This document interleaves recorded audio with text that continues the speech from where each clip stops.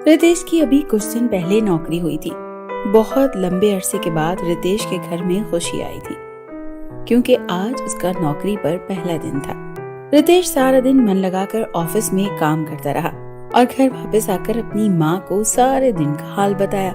रितेश बेटा, अभी तो तेरी नौकरी भी हो गई है, अब तू शादी कर ले।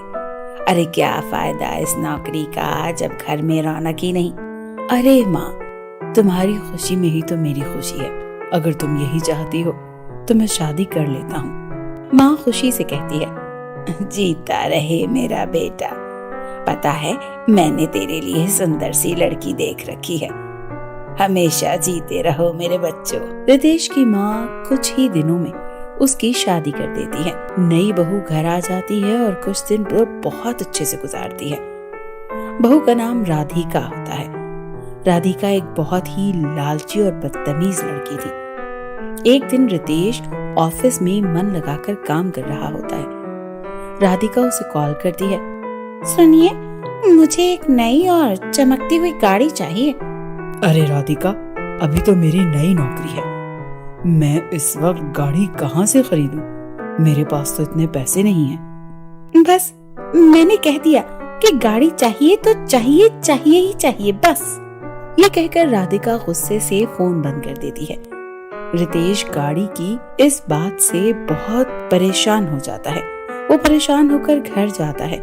घर पहुंचते ही राधिका फिर से उससे लड़ने लग जाती है और कहती है, मैं तुम्हें 3 दिन की मोहलत देती हूँ रितेश। अगर तुमने गाड़ी नहीं ली तो मैं अपने मायके चली जाऊंगी और कभी वापस नहीं आऊंगी। ये सुनकर राधिका की सास आ जाती है और कहती है, अरे राधिका बेटी, तुम क्यों ऐसा कह रही हो? तुम तो जानती हो कि रितेश की नई नई नौकरी हुई है। अभी बेचारा घर इतनी मुश्किल से चलाता है, तो गाड़ी कहाँ से खरीदेगा? बस माँ जी, अगर आपका बेटा घर नहीं चला सकता और मुझे एक नई गाड़ी नहीं लेकर दे सकता, तो मैं मेरी इस गरीब घर में शादी क्यों की? ये सब सुनकर रितेश बहुत परेशान हो जाता है और सोचने लगता है कि इस समस्या का अब क्या हल निकाले। दूसरी तरफ राधिका की साली उसे वीडियो कॉल करती है और अपनी नई गाड़ी दिखाती है और साथ ही साथ पूछती है कि राधिका, तुम्हारे पति कब तुम्हें नई गाड़ी दिला रहे हैं? हाँ, बहुत जल्द मेरे पति नई और महंगी गाड़ी ले रहे हैं। राधिका रोज इंस्टाग्राम पर अपनी सहेलियों की स्टोरीज देखती है और बहुत जेलस होती है, क्योंकि सारी सहेलियां बहुत अमीर थीं और उन सब के पास नई नई गाड़ियां थी। अगले दिन रितेश बहुत परेशान होकर ऑफिस जाता है और बॉस से मिलने के लिए उनके ऑफिस में चला जाता है। बोलो रितेश, कुछ काम था? बॉस, मेरे घर में बहुत परेशानी चल रही है और मुझे कुछ पैसों की बहुत शदीद जरूरत है। क्या आप मुझे कुछ पैसे उधार दे सकते हैं? रितेश, अभी तुम्हें काम पर कुछ ही दिन तो हुए हैं और मार्केट के हालात बहुत बुरे हैं। इस वक्त मैं तुम्हें बिल्कुल भी पैसे नहीं दे सकता, लेकिन हाँ, मुझे आजकल में एक ड्राइवर की जरूरत है। अगर तुम ऑफिस के काम के साथ साथ मेरे लिए ड्राइवर की जॉब भी कर लो तो मैं तुम्हारी सैलरी डबल कर सकता हूँ। तुम्हें रोज सुबह 8 बजे मुझे ऑफिस लेकर जाना होगा और रात को तुम गाड़ी अपने घर ले जा सकते हो, लेकिन याद रखना, सुबह तुम्हें वक्त पर आना होगा, क्योंकि मेरे टाइम पर ऑफिस पहुँचना बहुत जरूरी है। रितेश ये सुनकर खुश हो जाता है कि उसे बॉस की गाड़ी घर ले जाने का मौका मिलेगा। ऑफिस का काम खत्म होते ही रितेश बॉस की गाड़ी लेकर घर चला जाता है और अपनी माँ और पत्नी से झूठ बोलता है कि वो अपनी गाड़ी खरीद कर लाया है। राधिका गाड़ी देखकर बहुत ही खुश हो जाती है और जल्दी से अपनी सहेली को वीडियो कॉल करके अपनी नई गाड़ी का बताती है। देखा, मैंने बोला था ना कि मेरे पति मेरे लिए नई और महंगी गाड़ी लेकर आएंगे। अब मैं भी हर रोज अपनी नई गाड़ी में घूमा करूंगी।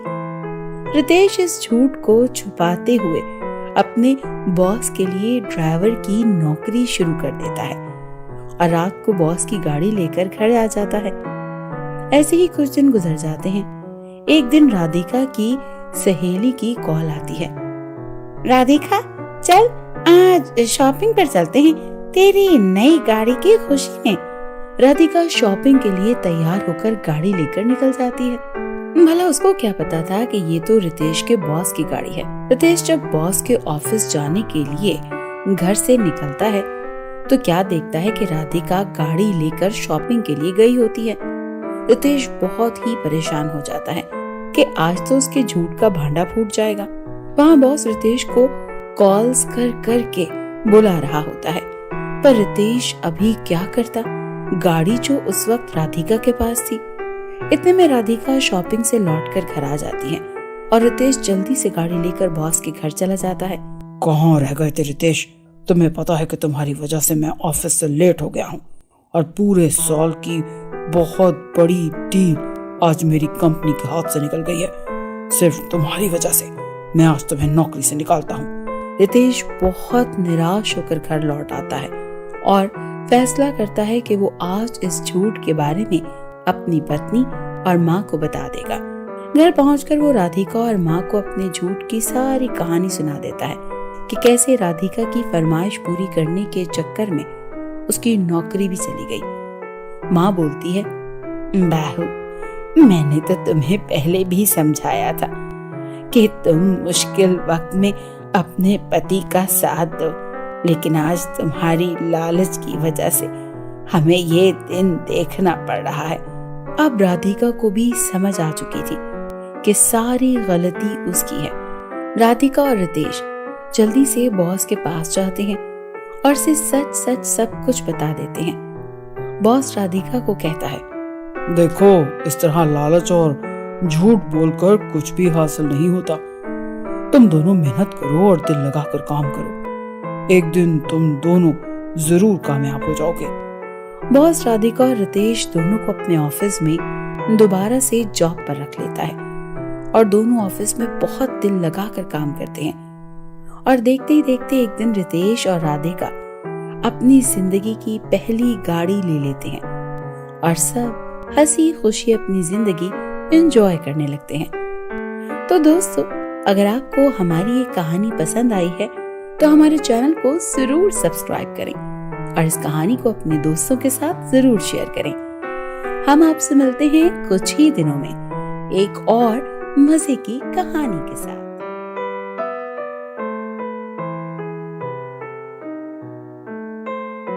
गुड़गांव में एक बहुत ही मशहूर पकोड़े वाला रहता था। नाम था उसका राजू। सुबह सवेरे उठना, गर्मा गर्म पकोड़े तैयार करना और गांव में जाकर बेचना, यही उसका रोज का काम था। पकोड़े ले लो, गर्मा गर्म पकोड़े ले लो, मजे मजे के पकोड़े ले लो। राजू की आवाजें सुनकर गांव के सारे लोग मजेदार पकोड़े खाने आ जाते थे और थोड़ी ही देर में उसके सारे पकोड़े बिक जाते थे। पकोड़े बेचकर राजू घर लौट जाता था। ये देखो माँ, आज मेरी कितनी कमाई हुई है। तुम्हें पता है माँ, सारा गांव मेरे पकोड़ों का दीवाना है। सब बहुत मजे ले लेकर खाते हैं। क्या हुआ माँ, तुम क्यों मुंह फुलाए बैठी हो माँ? माँ, अरे राजू, क्या फायदा हुआ तेरी इस कमाई का जब इस घर में सिर्फ हम दो हैं। कब से तुझे बोल रही हूँ कि मेरे ऊपर जाने से पहले शादी कर ले। कम से कम अपने पोते पोतियों का मुंह तो देख लूंगी, पर तू है कि शादी के लिए राजी ही नहीं होता। राजू कहता है, ठीक है माँ, जैसे तेरी मर्जी। वैसे भी अब कारोबार बहुत अच्छा चल रहा है।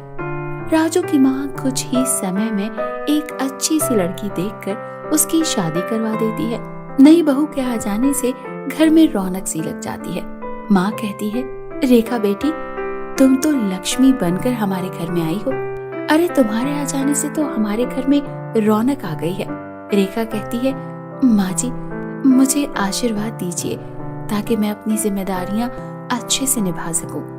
रेखा अपने पति राजू से कहती है, सुनिए, अभी तक आप अकेले ही पकौड़े बनाते आ रहे हैं, लेकिन अब आप चिंता मत कीजिए, मैं पकौड़े बनाने में आपकी मदद कर दिया करूंगी। ये सारी बातें सुनकर राजू की माँ दिल में सोचती है, अरे कितनी अच्छी है मेरी बहू, मेरा और राजू का कितना ख्याल है इसे।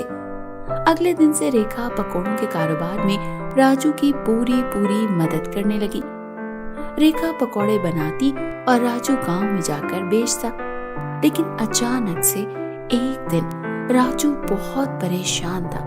जब उसकी पत्नी ने उसकी परेशानी की वजह पूछी तो राजू ने बताया, अरे पिछले कुछ दिनों से मैं जब पकौड़े बेचने के लिए निकलता हूँ तो मेरा टोकरा भरा हुआ होता है, पर बाजार तक पहुँचते ही उस टोकरे में से कुछ पकौड़े गायब हो जाते हैं। रेखा कहती है, मुझे तो दाल में कुछ काला दिखाई देता है।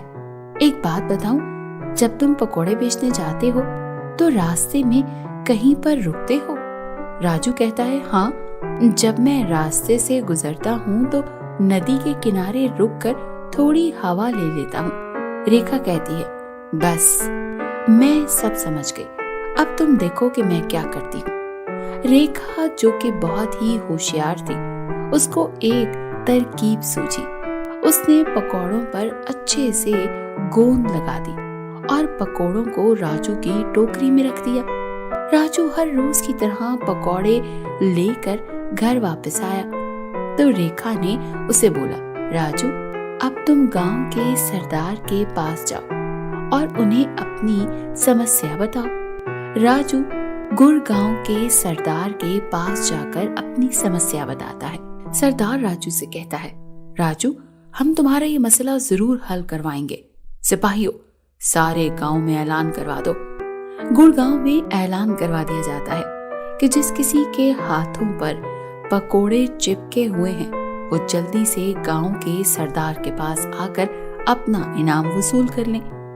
चोर ये ऐलान सुनकर बहुत ही खुश हो जाते हैं और जल्दी जल्दी सरदार के पास जाने का फैसला कर लेते हैं। असल में तो सरदार ने ये ऐलान चोरों को पकड़ने के लिए ही करवाया था, लेकिन चोरों को तो सिर्फ इनाम लेने की पड़ी थी। गांव के पकोड़े वाले चोर भाग भाग कर सरदार के पास पहुंच जाते हैं।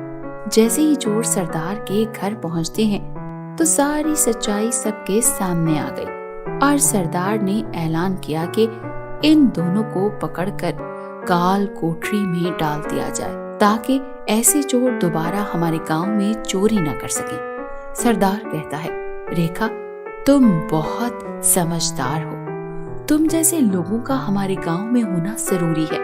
इसके साथ सरदार रेखा को उसकी समझदारी के लिए 100 सोने के सिक्कों का इनाम देता है। राजू और रेखा खुशी खुशी घर लौट आते हैं। माँ कहती है, अरे मैंने तो पहले ही बोला था ये बहू हमारे घर के लिए लक्ष्मी है। जीती रहो मेरी बच्ची। अगर आपको हमारी ये कहानी पसंद आई है तो हमारे चैनल को जरूर सब्सक्राइब करें और इस कहानी को अपने दोस्तों के साथ जरूर शेयर करें। हम आपसे मिलते हैं कुछ ही दिन में एक और मजे की कहानी के साथ।